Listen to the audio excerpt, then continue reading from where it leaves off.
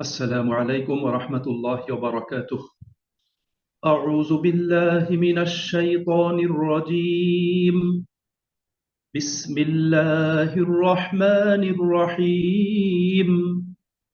يسألونك عن الساعة أيان مرساها قل إنما علمها عند ربي لا يجليها لوقتها إلا هو ثقلت في السماوات والأرض لا تأتيكم إلا بغتة يسألونك كأنك حفي عنها قل إنما علمها عند الله ولكن أكثر الناس لا يعلمون قل لا أملك لنفسي نفعا ولا ضرا إلا ما شاء الله ولو كنت أعلم الغيب لاستكثرت من الخير وما مسني السوء إن أنا إلا نذير وبشير لقوم يؤمنون هو الذي خلقكم من نفس واحدة وجعل منها زوجها ليسكن إليها فلما تغشاها حملا خفيفا فمرت به فلما أثقلت دعوى الله ربهما لئن آتيتنا صالحا لنكونن من الشاكرين فلما آتاهما صالحا جعلا له شركاء فيما آتاهما فتعالى الله عما يشركون أيشركون ما لا يخلق شيئا وهم يخلقون ولا يستطيعون لهم نصرا ولا أنفسهم ينصرون وإن تدعوهم إلى الهدى لا يتبعوكم سواء عليكم أدعوتموهم أم أنتم صامتون إن الذين تدعون من دون الله عباد أمثالكم فادعوهم فليستجيبوا لكم إن كنتم صادقين صدق الله يا رب العالمين نحمده ونصلي على رسوله الكريم أما بعد পরম করুণাময় আল্লাহ তাআলা বলেন ইয়াসআলুনাকা আনিস সাআহ হে রাসূল লোকেরা আপনাকে কিয়ামত সম্পর্কে জিজ্ঞাসা করে আইয়ানা মুরসাহা কিয়ামত কখন সংঘটিত হবে কুল আপনি বলে দিন ইন্নামা ইলমুহা ইনদা রাব্বি এ বিষয়ের জ্ঞান শুধু আমার রবের নিকটই রয়েছে লা ইউজাল্লিহা লিওয়াক্তিহা ইল্লা হু শুধু তিনি যথাসময়ে কিয়ামতের প্রকাশ ঘটাবেন সাকুলাত ফিস সামাওয়াতি ওয়াল আরদ কিয়ামত আকাশমণ্ডল এবং পৃথিবীতে খুবই ভারী একটা বিষয় হবে লা তা'তিকুম ইল্লা বাগতাহ আর কিয়ামত হঠাৎ করেই তোমাদের উপর আপতিত হবে ইয়াসআলুনাকা কাআন্নাকা হাফিয়ুন আনহা লোকেরা তোমাকে এ বিষয়ে জিজ্ঞাসা করে তারা মনে করে তুমি এ বিষয়ে সবিশেষ জ্ঞানী কুল ইন্নামা ইলমুহা ইনদাল্লাহ বলে দাও কিয়ামতের জ্ঞান শুধু আল্লাহ পাকের নিকটই রয়েছে ওয়ালাকিন্না আকসারান নাসি লা ইয়ালামুন কিন্তু অধিকাংশ মানুষ এ বিষয়ে জানে না কুল লা আমলিকু লিনাফসি নাফআন ওয়ালা দাররা ইল্লা মা শা আল্লাহ হে নবী তুমি বলে দাও আল্লাহ যা ইচ্ছে করেন তা ব্যতীত আমার নিজের ভালো ও মন্দের উপরও আমার কোনো অধিকার নেই ওয়ালাউ কুনতু আ'লামুল গায়বা আমি যদি গায়েবের সংবাদ জানতাম লাস্তাকসারতু মিনাল খাইর তাহলে তো আমি অনেক কল্যাণী লাভ করতাম ওমা মাসানিয়াস সু এবং কোন ক্ষতি বা অকল্যাণ আমাকে স্পর্শ করত না। ইন আনা ইল্লা নাযীর ওয়া বাশীর, আমি তো একজন সতর্ককারী এবং সুসংবাদদাতা ব্যতীত অন্য কিছু নই। লিকাউমি ইউমিনুন, যারা ঈমান আনয়ন করে তাদের জন্য, যারা ঈমান আনয়ন করে তাদের জন্য আমি সতর্ককারী এবং সুসংবাদদাতা ব্যতীত অন্য কিছু নই। ওয়া হুয়াল্লাযী খালাকাকুম মিন নাফসিন ওয়াহিদাহ, তিনি আল্লাহ যিনি তোমাদেরকে একটি মাত্র প্রাণ থেকে সৃষ্টি করেছেন। ওয়াজআলা মিনহা যাওজাহা, এবং তা থেকে তার জুড়ি সৃষ্টি করেছেন। লিয়াসকুনা ইলাইহা, যাতে সে তার কাছে প্রশান্তি লাভ করতে পারে। ফালাম্মা তাগাশশাহা হামালাত হামলান খাফীফা, তারপর যখন সে তার সাথে সঙ্গত হয় তখন সে একটি হালকা গর্ভ ধারণ করে। ফামাররাত বিহি, এবং তা নিয়ে সে চলাফেরা করে।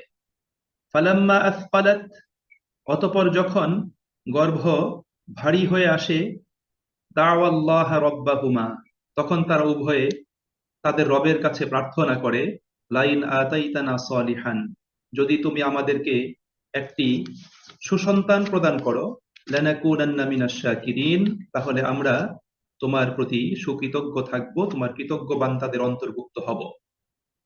ফালাম্মা আতাহুমা সলিহান, অতঃপর আল্লাহ তাআলা যখন তাদেরকে একটি পূর্ণাঙ্গ সুসন্তান দান করেন, জাআলা লাহু শুরাকা ফীমা আতাহুমা, তখন তারা তাদেরকে তিনি যা দান করেছেন সেটাতে আল্লাহ পাকের সাথে অনেক শরীক নির্ধারণ করে।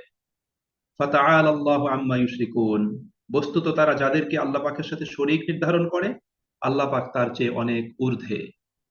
আয়ুশরিকুনা মা লা ইয়াখলুকু শাইআ, তারা কি এমন বস্তুকে আল্লাহ পাকের সাথে শরীক করে যারা কিছুই সৃষ্টি করে না? অহুম ইউখলাকুন, বরং ওরা নিজেরাই সৃষ্ট। ওয়ালা ইয়াস্তাতিউনা লাহুম নাসরা, ওরা না তাদেরকে সাহায্য করতে পারে। ওয়ালা আনফুসাহুম ইয়ানসুরুন, না তারা নিজেদেরকে সাহায্য করতে পারে। ওয়া ইন তাদউহুম ইলাল হুদা, আর তোমরা যদি তাদেরকে সৎ পথে ডাকো, লা ইয়াত্তাবিউকুম, তারা তোমাদেরকে অনুসরণ করতে পারবে না। সাওয়াউন আলাইকুম, তোমাদের জন্য উভয়ই সমান। আদাউতুমুহুম, তোমরা তাদেরকে ডাকো। আম আনতুম সামিতুন, অথবা তোমরা নীরবতা অবলম্বন করো। ইন্নাল্লাযীনা তাদউনা মিন দুনিল্লাহি ইবাদুন আমসালুকুম, আল্লাহ ছাড়া তোমরা যাদেরকে ডাকো, আহ্বান করো, তারা তো তোমাদেরই মতো বান্দা। ফাদউহুম, সুতরাং তোমরা তাদেরকে ডাকো। ফালইয়াস্তাজিবু লাকুম, অতঃপর তারা যেন তোমাদের ডাকে সাড়া দেয়। ইন কুনতুম সাদিকিন, যদি তোমরা তোমাদের দাবিতে নীতিতে সত্যবাদী হয়ে থাকো। আমানতু বিল্লাহ, বারাকাল্লাহু লানা ওয়া লাকুম ফিল কুরআনিল আযীম ওয়া নাফা'না ওয়া ইয়্যাকুম বিল আয়াতি ওয়াজ যিকরিল হাকীম। সম্মানিত ভাই এবং বন্ধুরা, আল্লাহ রাব্বুল আলামিন বলছেন, ইয়াসআলুনাকা আনিস সাআহ, হে নবী, লোকেরা তোমাকে কিয়ামত সম্পর্কে জিজ্ঞাসা করে। লোকেরা তোমাকে কিয়ামত সম্পর্কে জিজ্ঞাসা করে, আইয়ানা মুরসাহা, এই কিয়ামত কখন সংগঠিত হবে? কিয়ামত কখন সংগঠিত হবে লোকেরা তোমাকে জিজ্ঞাসা করে। সূরা নাজিয়াত হলো কোরআনুল কারীমের ৭৯ নম্বর সূরা। তার ৪২ আয়াত থেকে নিয়ে সূরার ৪৬ আয়াত পর্যন্ত আল্লাহ পাক কিয়ামতের আলোচনা করেছেন। সেখানে আল্লাহ তাআলা বলেছেন যে ইয়াসআলুনাকা আনিস সাআতি আইয়ানা মুরসাহা, সেম একই কথা আল্লাহ পাক বলেছেন যে লোকেরা তোমার কাছে জিজ্ঞাসা করে কিয়ামত কখন সংগঠিত হবে। ফিমা আনতা মিন যিকরাহা, আল্লাহ তাআলা বলেছেন কিন্তু এই ব্যাপারে তোমার বলার কি আছে। ইলা রাব্বিকা মুনতাহাহা, অর্থাৎ এর প্রকৃত জ্ঞান তো শুধু তোমার রবের নিকটই সীমাবদ্ধ। এর জ্ঞান তো তোমার রবই জানেন, তুমি জানো না। সুতরাং যেই বিষয় তুমি জানো না সেটা নিয়ে তুমি কিভাবে আলোচনা করবে, তুমি কিভাবে কথা বলবে? আল্লাহ বলছেন, ইন্নামা আনতা মুনজিরু মান ইয়াখশাহা, তুমি তো একজন সতর্ককারী মাত্র তাদের জন্য যারা কিয়ামতকে ভয় করে। যারা কিয়ামতকে ভয় করে তাদের জন্য তুমি একজন সতর্ককারী মাত্র। কাআন্নাহুম ইয়াওমা ইয়ারাউনাহা লাম ইয়ালবাসু ইল্লা আশিয়াতান আও দুহাহা, আল্লাহ বলছেন যেদিন তারা সেই কিয়ামত দিনটাকে দেখতে পাবে তারা তখন অনুভব করবে এই পৃথিবীতে তারা মাত্র একটি সন্ধ্যা বা একটি সকাল অতিবাহিত করেছিল মাত্র। আল্লাহ পাক এখানে শুধু এতটুকু কথাই বলেছেন। সুতরাং কিয়ামতের এই প্রশ্ন এটা রাসূল করিম সাল্লাল্লাহু আলাইহি ওয়াসাল্লামকে একাধিকবার করেছে, কাফির মুশরিকরা করেছে কিয়ামতের প্রশ্ন। আল্লাহ রাসূল সাল্লাল্লাহু আলাইহি ওয়াসাল্লাম আল্লাহ পাকের নিকট থেকে জবাব লাভ করে জবাবটা তাদেরকে শুনিয়ে দিয়েছেন। এখানে আল্লাহ রাব্বুল আলামিন রাসূল করিম সাল্লাল্লাহু আলাইহি সাল্লাতু ওয়াসসালামকে জবাব আল্লাহ পাক শিখিয়ে দিচ্ছেন। সম্মানিত ভাই এবং বন্ধুরা, এই 187 নম্বর আয়াতের নাজিলের পেছনে একটা ঘটনা কার্যকর ছিল। সেই ঘটনার ছিল ইবনে আব্বাস রাদিয়াল্লাহু তাআলা আনহুমা, তিনি বর্ণনা করেছেন যে জাবাল ইবনে আবি কুশাইর এবং শামওয়াল ইবনে জায়েদ, এই দুই ব্যক্তি রাসূল করিম সাল্লাল্লাহু আলাইহি সাল্লামের কাছে এসে প্রশ্ন করছিল এবং আল্লাহ রাসূলের কাছে এসে ঠাট্টা বিদ্রূপ করছিল এবং জিজ্ঞাসা করছিল যে তুমি তো কিয়ামতের কথা বলতেছো, এই কিয়ামতের কথা বলে তুমি মানুষের মাঝখানে ভীতি সঞ্চার করছো, সুতরাং কিয়ামত কখন হবে এটা তুমি আমাদেরকে জানিয়ে দাও যে তুমি সত্য নবী হয়ে থাকো। এই প্রেক্ষাপটেই এই আয়াতটি আল্লাহ রাব্বুল আলামিন নাজিল করেছেন।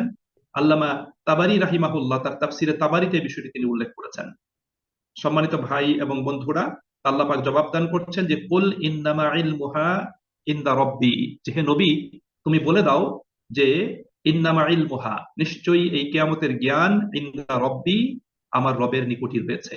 লা ইউজাল্লিহা লিওয়াক্তিহা ইল্লাহু, তিনি যথাসময়ে যথাসময়ে কিয়ামতের প্রকাশ ঘটাবেন।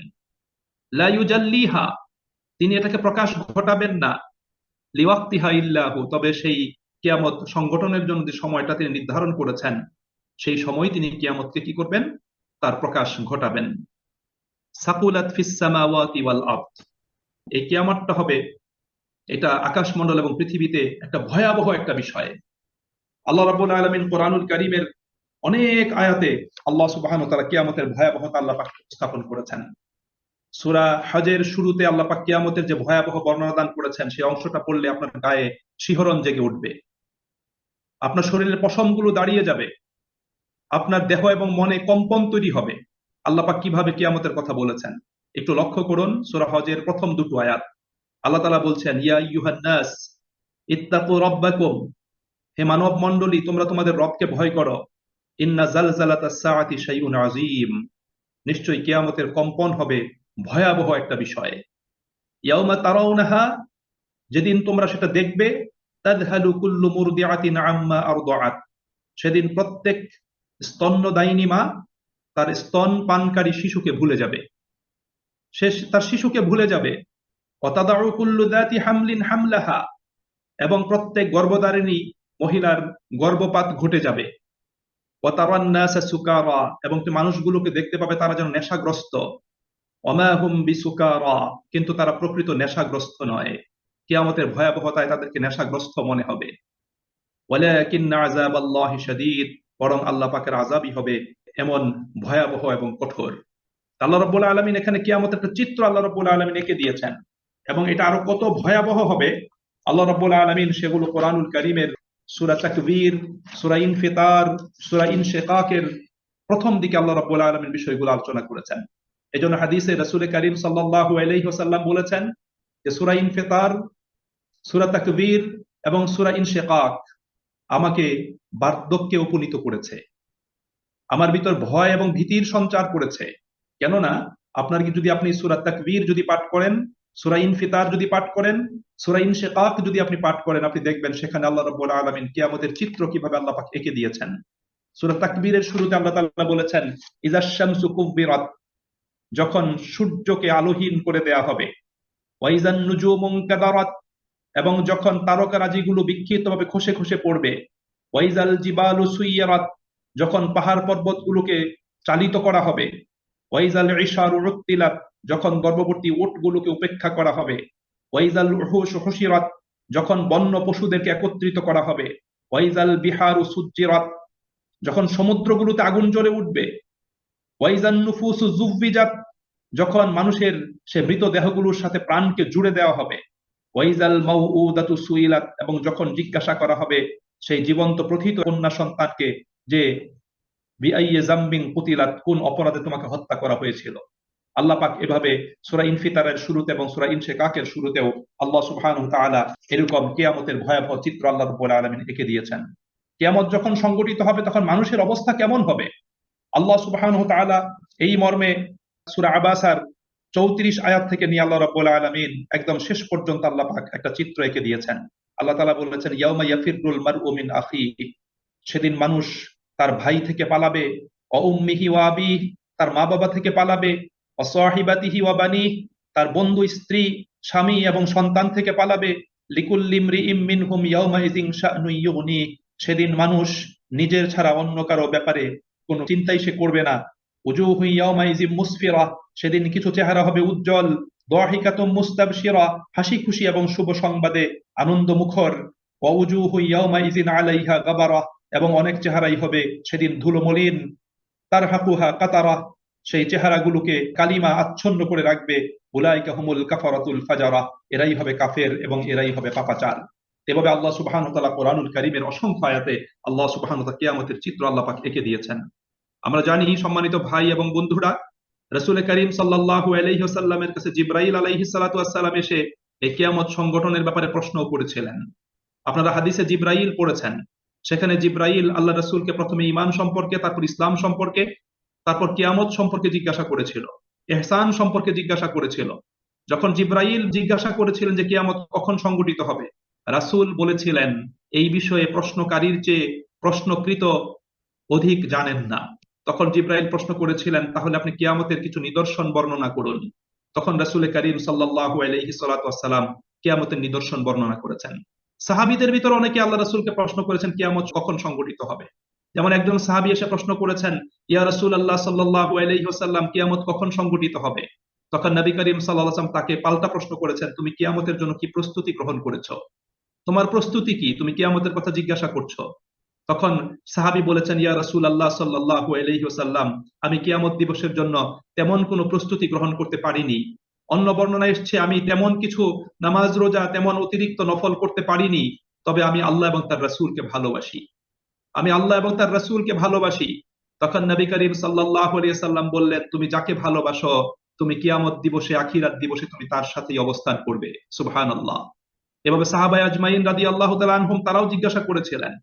আল্লাহ রাব্বুল আলামিন এই কাফির কর্তৃক রাসূল করিম সাল্লাল্লাহু আলাইহি ওয়াসাল্লামকে কিয়ামত সম্পর্কে জিজ্ঞাসার জবাবে আল্লাহ রাব্বুল আলামিন জবাব দান করছেন যে কিয়ামত হঠাৎ করেই সংঘটিত হবে, এবং হঠাৎ করে সেটা কিভাবে সংঘটিত হবে সহিহ মুসলিম শরীফের হাদিসে রাসূল করিম সাল্লাল্লাহু আলাইহি ওয়াসাল্লাম তার ব্যাখ্যা দান করেছেন। আল্লাহ নবী সাল্লাল্লাহু আলাইহি ওয়াসাল্লাম ব্যাখ্যা দান করেছেন যে মানুষ নিজ নিজ কাজে ব্যস্ত থাকবে, তার এই কাজের ব্যস্ততার মাঝখানে কিয়ামত সংঘটিত হবে। একজন মানুষ তিনি ক্রেতাকে দেখানোর জন্য তার কাপড়ের থান সেটাকে খুলবেন, সেটা ভাঁজ করার অবকাশ তিনি পাবেন না, কিয়ামত সংঘটিত হবে। একজন উটের দুধ দহন করে তিনি ঘরে নেওয়ার পূর্বেই এবং সেই দুধটা তিনি পান করবেন তার পূর্বেই কিয়ামত সংঘটিত হয়ে যাবে। একজন মানুষ তার ঘর বাড়ি মেরামত করতে ব্যস্ত থাকবে, হঠাৎ করে কিয়ামত সংঘটিত হবে। সহিহ বুখারীর 6506 নম্বর হাদিসে এবং মুসলিম শরীফের 2954 নম্বর হাদিসে এই বিষয়টি বর্ণিত হয়েছে। নবী করিম সাল্লাল্লাহু আলাইহি ওয়াসাল্লাম এখানে আমাদেরকে জানিয়েছেন। এজন্য আল্লাহ নবী সাল্লাল্লাহু আলাইহি সাল্লাতু ওয়াসসালাম কিয়ামত কখন সংঘটিত হবে সেই বিষয়ে সুস্পষ্ট বর্ণনা আল্লাহ নবী সাল্লাল্লাহু আলাইহি ওয়াসাল্লাম তিনি আমাদেরকে দান করেছেন।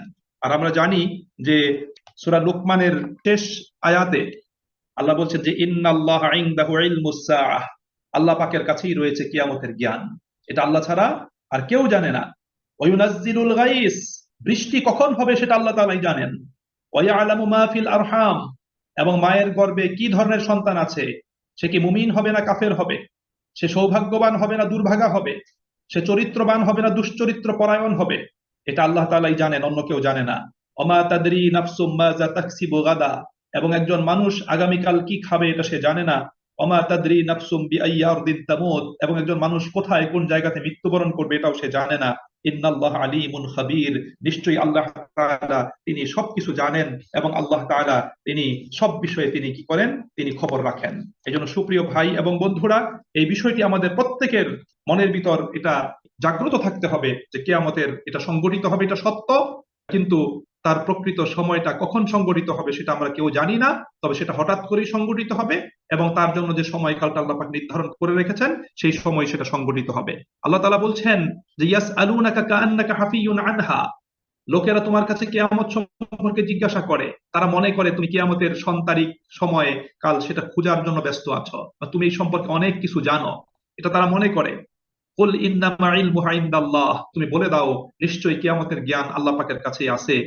ওয়ালাকিন্না আকসারান নাসি লা ইয়ালামুন, কিন্তু অধিকাংশ মানুষ এই বিষয়ে তারা জানে না, মানুষ এটা জানে না।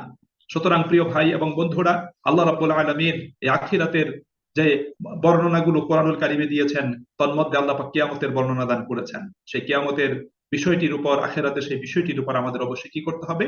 বিশ্বাস স্থাপন করতে হবে। এবং সেই বিশ্বাসটা, সেই বিশ্বাসের চেতনাটা নিজের মনের ভিতর জাগ্রত রেখে আমাদেরকে আখিরাতমুখী জীবনযাপন করতে হবে। এই নির্দেশনা আল্লাহ সুবহানাহু ওয়া তাআলা তিনি আমাদের কাছে প্রদান করেছেন। এরপর আল্লাহ রাব্বুল আলামিন বলছেন, কুল লা আমলিকু লিনাফসি নাফআ ওয়া লা দাররা ইল্লা মা শা আল্লাহ। হে নবী, তুমি বলে দাও, লা আমলিকু, আমি মালিক নই, লিনাফসি, আমার নিজের ব্যাপারে, অর্থাৎ আমি নিজের ব্যাপারে কোনো অধিকার রাখি না, ক্ষমতা রাখি না, নাফআ ওয়ালা দররা, উপকার এবং অপকার করার, উপকার এবং ক্ষতি করার আমি কোনো ক্ষমতা রাখি না নিজের ব্যাপারেও, ইল্লা মাশা আল্লাহ, কিন্তু আল্লাহ যা চান তা ব্যতীত আমি এটা রাখি না। আমি নিজের কোন বিষয়ে আমার উপকার হবে, কোন বিষয়ে আমার অপকার হবে সেটা আমি তো জানি না।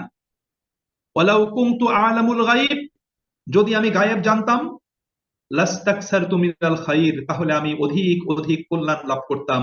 ওয়ামা মাসানিয়াস সু, এবং কোন অকল্যাণ এবং ক্ষতি আমাকে স্পর্শ করতো না। সুপ্রিয় ভাই এবং বন্ধুরা, আমরা জানি যে এখানে আল্লাহ রাব্বুল আলামিন মুশরিকদের একটা আকীদা খণ্ডন করেছেন, এবং সমকালীন কিছু মুসলিম নামধারী বিভ্রান্ত মানুষ আছে, তারা এই ভ্রান্ত আকীদা পোষণ করে থাকে। তারা নবী রাসূলগণের ব্যাপারে এই আকীদা পোষণ করতো যে নবী রাসূলরা গায়েবের বিষয়ে অবগত রয়েছেন। তাদের এই শিরকি আকীদার যখন খণ্ডন উপলক্ষে আল্লাহ রাব্বুল আলামিন ইলমে গায়েবের এবং সমগ্র বিশ্বের প্রতিটি অণুপরমাণুর ব্যাপক জ্ঞান শুধুমাত্র আল্লাহ তাআলার কাছেই রয়েছে, সেই বিষয়টা আল্লাহ রাব্বুল আলামিন উপস্থাপন করেছেন। এতে কোনো সৃষ্টিকে অংশীদার সাব্যস্ত করা, কোনো ফেরেশতাই হোক বা নবী রাসূলই হোক অথবা কোনো পীর বুজুর্গই হোক না কেন, তাকে এখানে অংশীদার সাব্যস্ত করা, এটা সুস্পষ্ট ঈমান এবং তাওহীদি আকীদার পরিপন্থী। আল্লাহ রাব্বুল আলামিন সেখানে এই বিষয়টা আল্লাহ পাক উপস্থাপন করে এখানে আল্লাহ পাক জানিয়েছেন। আমরা এর আগে দেখেছি আল্লাহ সুবহানাহু ওয়া তাআলা কোরআনুল কারীমের সূরা নমলের 65 নম্বর আয়াতে আল্লাহ তাআলা বলেছেন যে কুল লা ইয়ালামু মান ফিস সামাওয়াতি ওয়াল আরদিল গায়বা ইল্লাল্লাহ। হে নবী, তুমি বলে দাও, আকাশমণ্ডল এবং পৃথিবীতে যা কিছু আছে তার গায়েবের জ্ঞানটা আল্লাহ ব্যতীত অন্য কারো কাছে নাই। ওমা ইয়াশউরুনা আইয়ানা ইউবআসুন, এবং আল্লাহ ব্যতীত অন্য কেউ জানে না পুনরুত্থান কখন হবে। এটা অন্য কেউ জানে না, এটা আল্লাহ তাআলাই জানেন। এবং গায়েবের জ্ঞান আল্লাহ পাক ছাড়া অন্য কারো কাছে নাই। এই জন্য সুপ্রিয় ভাই এবং বন্ধুরা, আজকে মুশরিকরা যেমন এই গায়েবের জ্ঞানের ব্যাপারে তারা বিভ্রান্তিতে পতিত ছিল, আজকে এক শ্রেণী বিভ্রান্ত মুসলিম তারা ওই গায়েবের ব্যাপারে তারা বিভ্রান্তে পতিত আছে। তারা নবীকে গায়েবের জ্ঞানের অধিকারী মনে করে, তারা তাদের পীর বুজুর্গগুলোকে গায়েবের অধিকারী মনে করে, নবী রাসূলগুলোকে তারা কল্যাণ ও কল্যাণের মালিক মনে করে, তারা তাদের পীর বুজুর্গগুলোকে কল্যাণ ও কল্যাণের মালিক মনে করে। নবীদেরকে আল্লাহ রাব্বুল আলামিনের ইখতিয়ার, তার ইচ্ছা ক্ষমতার সাথে শরীক করে, তাদের পীর বুজুর্গগুলোকে আল্লাহ রাব্বুল আলামিনের ইচ্ছা ক্ষমতার সাথে শরীক করে। আল্লাহ রাব্বুল আলামিন এই আয়াতের মাধ্যমে তাদের সমস্ত বাতিল এই ধারণা, বিশ্বাস, দাবিগুলোকে আল্লাহ রাব্বুল আলামিন খণ্ডন করে দিয়েছেন। আল্লাহ বলছেন নবীকে উদ্দেশ্য করে যে তুমি বলে দাও, ইন আনা ইল্লা নাযীরু ওয়া বাশীরুল লিকাওমি ইউমিনুন, যেই লোকেরা ঈমান আনয়ন করে আমি তো শুধু তাদের জন্য সতর্ককারী এবং সুসংবাদদাতা মাত্র। এই সতর্ককারী এবং সুসংবাদদাতা, এটা রাসূল করিম সাল্লাল্লাহু আলাইহি সাল্লাতু ওয়াস সালামের অন্যতম বৈশিষ্ট্য। নবী করিম সাল্লাল্লাহু আলাইহি সাল্লাতু ওয়াস সালামের অন্যতম প্রধান বৈশিষ্ট্য ছিল তিনি ছিলেন সতর্ককারী, তিনি ছিলেন সুসংবাদদাতা। আল্লাহ রাব্বুল আলামিন সেই বিষয়টি কি করেছেন? এখানে উপস্থাপন করেছেন। সম্মানিত ভাই এবং বন্ধুরা, আজকে মুসলিমদের মাঝে এমন একটা চক্র রয়েছে, আলেম নামধারী কিছু কায়েমি স্বার্থবাদী লোকগুলো দুনিয়ার পূজারী হয়ে দুনিয়ার মানে স্বার্থ হাসিলের জন্য পুরো মুসলিম উম্মাকে শিরকের দিকে তারা ঠেলে দিচ্ছে।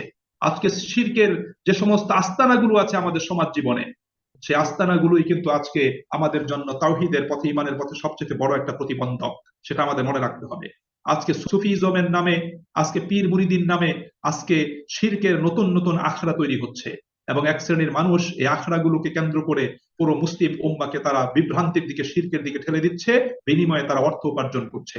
সুতরাং এদের থেকে আমাদের সাবধান থাকতে হবে। এদের থেকে যদি আমরা সাবধানতা এবং সতর্কতা যদি অবলম্বন না করি, তাহলে আমরা কিন্তু ক্ষতিগ্রস্ত হয়ে যাব। আজকে গোটা ভারত উপমহাদেশে কবরের, মাজারের, দরগার কোনো অভাব নাই, একটার পর একটা দরগা। সে পুরাতন দরগাগুলো আছে, নতুন নতুন দরগা, মাজার তৈরি হচ্ছে, যার মধ্য দিয়ে মুসলিম উম্মাহ আজকে ইসলামের সঠিক পথ থেকে মুসলিম উম্মাহ আজকে বিভ্রান্ত হয়ে তারা দিক বিদিক ছুটোছুটি করছে। সম্মানিত ভাই এবং বন্ধুরা, এই ব্যাপারে আমাদের প্রত্যেককে সতর্ক হওয়া জরুরি। এরপর আল্লাহ রাব্বুল আলামিন শিরকের ব্যাপারে আল্লাহ পাক কয়েকটি আয়াতের মাধ্যমে উদাহরণ দিয়ে কয়েকটি পয়েন্টে আল্লাহ পাক আলোচনা পেশ করছেন।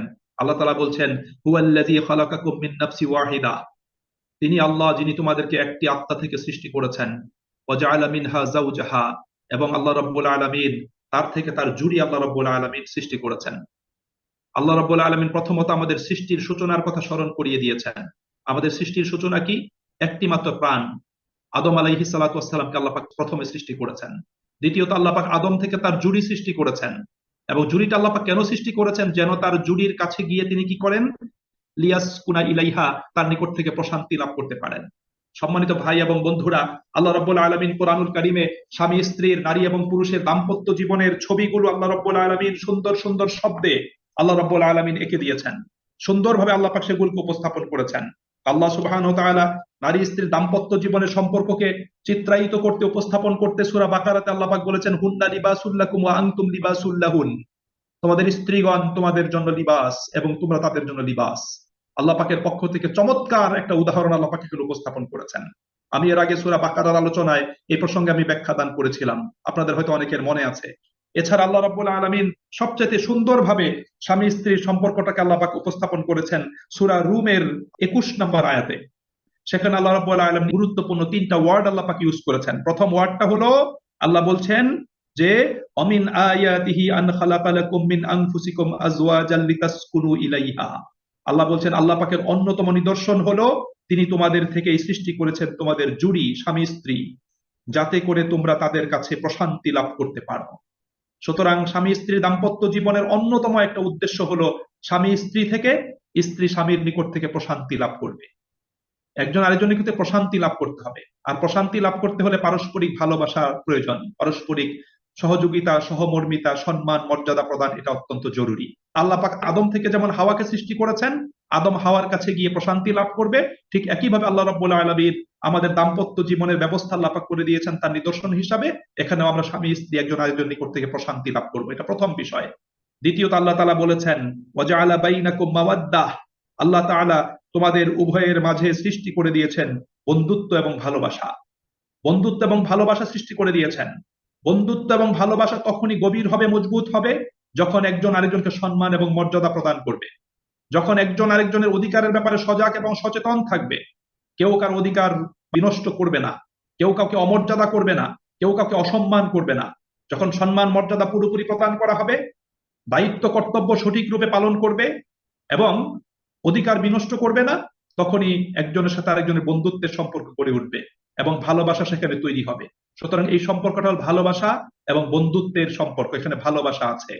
এবং সর্বশেষে আল্লাহ বলেছেন ও রহমা, আল্লাহ রাব্বুল আলামিন তোমাদের একজনের সাথে আরেকজনের দয়া, অনুকম্পা, আল্লাহ রাব্বুল আলামিন অনুগ্রহ আল্লাহ পাক সৃষ্টি করে দিয়েছেন। সুতরাং এই সম্পর্কটাকে আল্লাহ রাব্বুল আলামিন কোরআনুল কারীম অত্যন্ত সুন্দরভাবে আল্লাহ পাক উপস্থাপন করেছেন। সুতরাং এই জিনিসটা আমাদের প্রত্যেকের হৃদয়ে মনে গেঁথে রাখতে হবে। আল্লাহ পাক আদম থেকে হাওয়াকে সৃষ্টি করেছেন, উদ্দেশ্য কি? লিয়াসকুনা ইলাইহা, যেন তার নিকটে সে প্রশান্তি লাভ করতে পারে। সুতরাং আরবের কাফের মুশরিকরা, আরবের মানুষেরা, বর্তমান সময়ের মানুষেরা, তারা প্রত্যেকেই জানে আমরা কিভাবে সৃষ্ট হয়েছি, তারা প্রত্যেকেই জানে আমাদের বংশধারা কিভাবে চলতেছে, এটা প্রত্যেকেই জানে। আল্লাহ বলছেন যে আদম হাওয়াকে সৃষ্টি করা হলো, নারী এবং পুরুষকে সৃষ্টি করা হলো। ফালাম্মা তাগাশশাহা, যখন সেই পুরুষ সেই নারীর সাথে সঙ্গত হলো, তার নিকট যখন সে গেল, তাদের যখন শারীরিক সম্পর্ক স্থাপিত হলো, হামালাত হামলান খাফিফান, তখন সেই নারী হালকা গর্ভ ধারণ করলো। সে হালকা গর্ভ ধারণ করলো। ফামাররাত বিহি, এবং সে হালকা গর্ভ নিয়ে সে চলাফেরা করলো। ফালাম্মা আসফালাত, আর যখন তার গর্ভটা ভারী হয়ে গেল, দাওয়াল্লাহা রব্বাহুমা, তখন তারা উভয়ে আল্লাহ পাকের দরবারে আবেদন জানালো, আল্লাহ পাকের দরবারে তারা ফরিয়াদ করলো যে লাইন আতাইতানা সলিহান, যদি তুমি আমাদেরকে একটি সুস্থ এবং সুন্দর, যদি তুমি আমাদেরকে সন্তান প্রদান করো, লানাকুনান্না মিনাশ শাকিরিন, তাহলে আমরা তোমার শুকরগুজার বান্দাদের অন্তর্ভুক্ত হব, আমরা তোমার প্রতি কৃতজ্ঞ থাকব। আল্লাহ রাব্বুল আলামিন দেখেন এই চিত্রটা আল্লাহ পাক এখানে এঁকে দিয়েছেন। আল্লাহ সুবহানাহু ওয়া তাআলা চিত্রটা এঁকে দিয়েছেন এজন্য যে প্রত্যেক মানুষ, প্রত্যেক স্বামী স্ত্রী, প্রত্যেক মা বাবা, সে আল্লাহ পাকের কাছে একটি পূর্ণাঙ্গ সুস্থ সন্তান কামনা করে, আল্লাহ পাকের কাছে সন্তান চায়। প্রথমত সে জানে সন্তান আল্লাহ পাক ছাড়া অন্য কেউ দিতে পারবে না, এটা সে জানে। আল্লাহ পাকের কাছে এটা চায়। আল্লাহ পাক বলছেন যে ফালাম্মা আতাহুমা সলিহান, যখন আল্লাহ রাব্বুল আলামিন তাকে একটা পূর্ণাঙ্গ সুসন্তান দান করেন, জাআলা লাহু শুরাকা ফীমা আতাহুমা, তখন সেই সন্তান লাভ করার পরে আল্লাহ যে সন্তান তাকে দিয়েছেন সেই ব্যাপারে সে আল্লাহ রাব্বুল আলামিনের সাথে শরীক সাব্যস্ত করে। ফাতাআলা আল্লাহু আম্মা ইউশরিকুন। আল্লাহ তাআলা বলেন তারা যা কিছু শরীক করে আল্লাহ রাব্বুল আলামিন তার থেকে অনেক ঊর্ধ্বে। সম্মানিত ভাই এবং বন্ধুরা, আমরা জানি যে কোরআনুল কারীমের আলোচনায় অনেক তাফসিরের ভিতর অনেক দুর্বল এবং বানোয়াট হাদিস নামের অনেকগুলো বিষয় এবং কল্প কাহিনী সেখানে সংযুক্ত হয়ে মূল যে চেতনাটাকে সেটাকে বিনষ্ট করে দিয়েছে।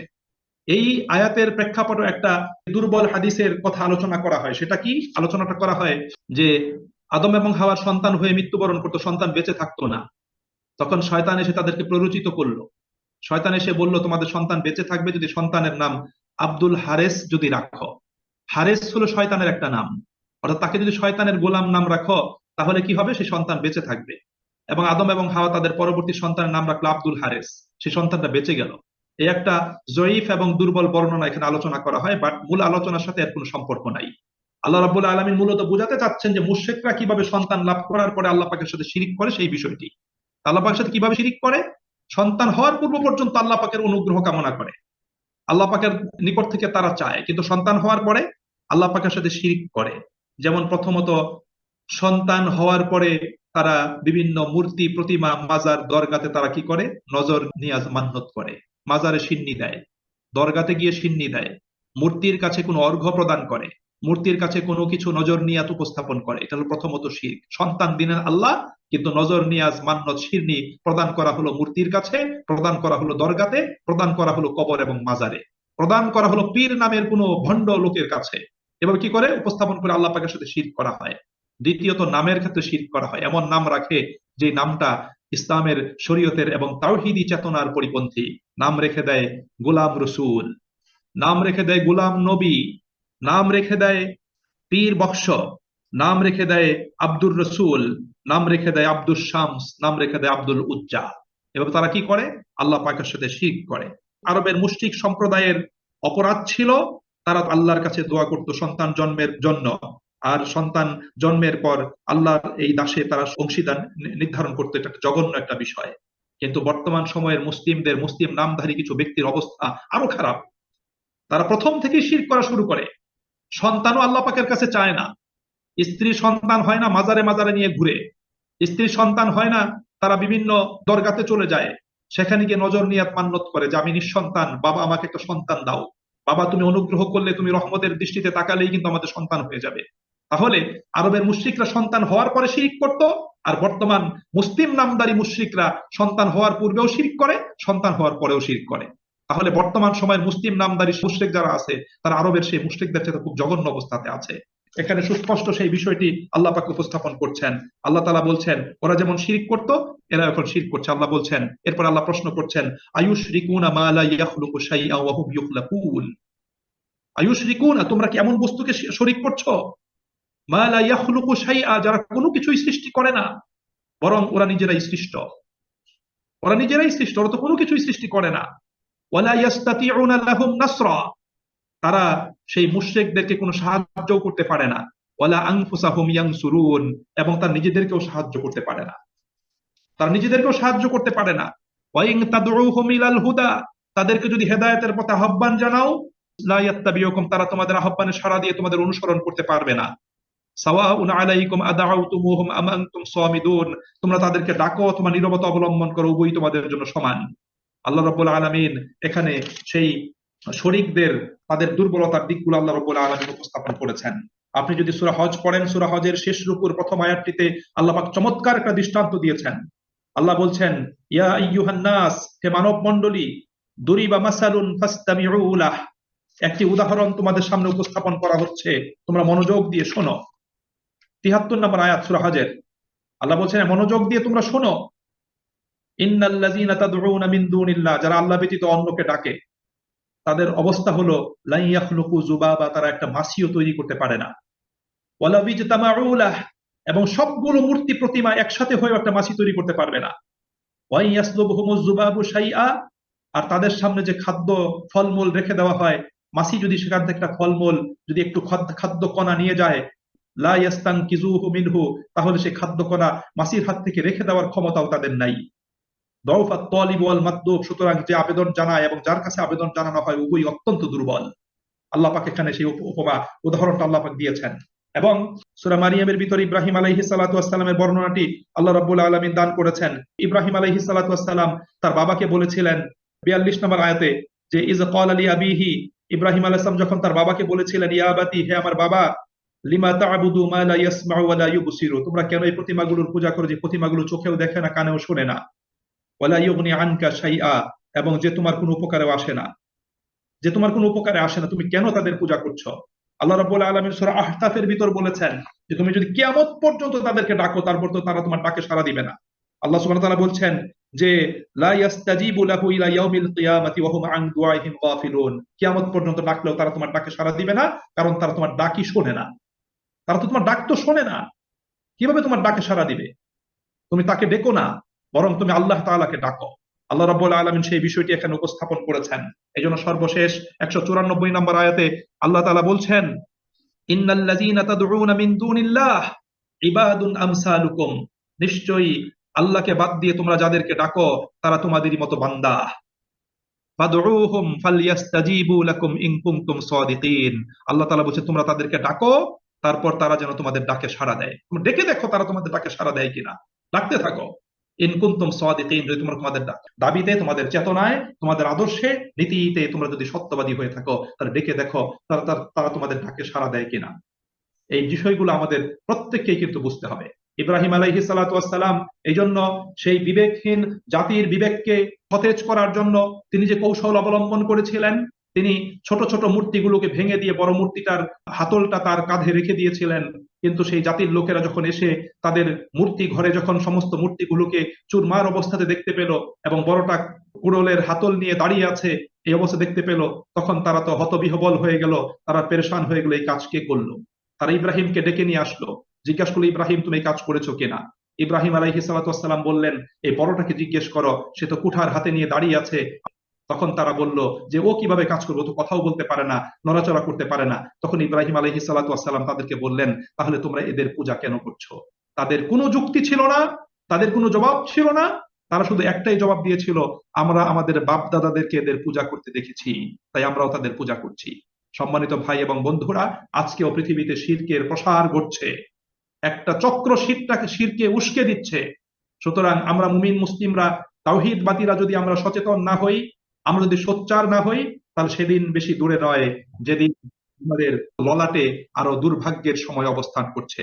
এই জন্য কবি নজরুল আমাদেরকে সতর্ক করেছেন, তিনি বলেছেন, বিশ্ব যখন এগিয়ে চলেছে, মোরা আছি বসে, বিবি তালাকের ফতুয়া খুঁজেছি কোরআন হাদিস চষে, হানাফি শাফি মালিকি হাম্বলি মিটেনি তখনও গোল, এমনই সময় আজরাইল এসে হাঁকিল তোল পিতল, বাহিরের দিকে যত মরিয়াছি ভিতরের দিকে তত, গুনতিতে মোরা বাড়িয়া চলেছি গরু ছাগলের মতো। সম্মানিত ভাই এবং বন্ধুরা, আমরা পৃথিবীতে 150 কোটি মুসলমান আছি, কিন্তু প্রকৃতি মুসলমান কয়জন আমাদের চিন্তা করতে হবে। আমরা প্রত্যেকে নিজেকে মুসলিম দাবি করছি, বা ইসলামের পথে আমরা কতটুকু চলছি? আমাদের তাওহীদের স্ট্যান্ডার্ড কেমন? আমাদের তাওহীদের মান কেমন? আমাদের ইমানের মান কেমন? আমরা কতটুকু কাজ করছি? আমাদের প্রত্যেকের চিন্তা করা দরকার। এই জন্য সুপ্রিয় ভাই এবং বন্ধুরা, হে কোরআন প্রেমিক ভাই এবং বন্ধুরা, আমি প্রত্যেকের কাছে উদাত্ত আহ্বান জানাই যে শুধু নিজেকে বাঁচানো নয়, পুরো জাতিকে বাঁচানোর জন্য নিজের অবস্থান থেকে আপনাকে আমাকে এগিয়ে আসতে হবে। আপনাকে আমাকে অবশ্যই সচেতন এবং সোচ্চার হতে হবে। আপনাকে আমাকে অবশ্যই পথে নামতে হবে, পথে দাঁড়াতে হবে। মানুষের হাতে ধরে ধরে, মানুষকে বুঝিয়ে বুঝিয়ে তাওহীদের পথে মানুষকে নিয়ে আসতে হবে, ইমানের পথে নিয়ে আসতে হবে, এবং বাতিলের শিরকের মুখোশটা খুলে দিতে হবে। এবং যারা শিরক এবং বাতিলের যারা অনুসারী এবং এগুলোকে যারা সহযোগিতা করছে, তাদের মুখোশটাও খুলে দিতে হবে। তাহলেই আপনার এবং আমার কোরআনের পথে, ইসলামের পথে পথ চলাটা এটা সঠিক হবে। এজন্য আসুন আজকের এই আলোচনা থেকে আমরা শিক্ষা গ্রহণ করি, আমরা তাওহীদের পথ অবলম্বন করি, আমরা আল্লাহ পাকের দ্বীনটাকে, আল্লাহ পাকের প্রদত্ত সিরাতুল মুস্তাকিমটাকে আমরা আঁকড়ে ধরি, এই পথে অটল অবিচল থাকি। আমরা ঘুমন্ত মানুষগুলোর, বিবেকহীন মানুষগুলোর ঘুমটাকে ভাঙানোর জন্য, তাদের বিবেকটাকে জাগিয়ে তোলার জন্য আমরা প্রত্যেকেই চেষ্টা করি। এবং কিয়ামত সংগঠিত হবে, আখেরাত দিবসে আমাদেরকে উপনীত হতে হবে, সে আখেরাতের জন্য আমরা প্রস্তুতি নিয়ে আখেরাতমুখী জীবন যাপন করার জন্য চেষ্টা করি। আল্লাহ তাআলা আমাদের সকলকে তৌফিক দান করুন, আল্লাহ পাক আমাদেরকে কবুল করুন। আমিন। ওয়া আখিরু দাওয়ানা আনিল হামদুলিল্লাহি রাব্বিল আলামিন। ওয়াসসালামু আলাইকুম ওয়া রাহমাতুল্লাহি ওয়া বারাকাতুহু।